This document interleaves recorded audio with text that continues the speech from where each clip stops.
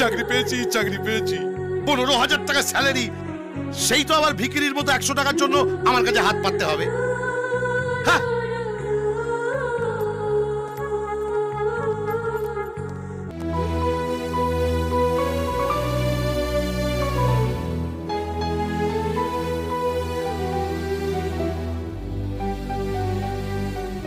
চাকরিতে আজ প্রথম দিন।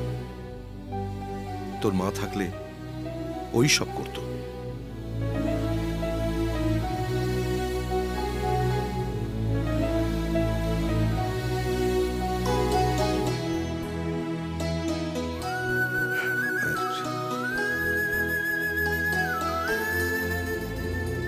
All the best.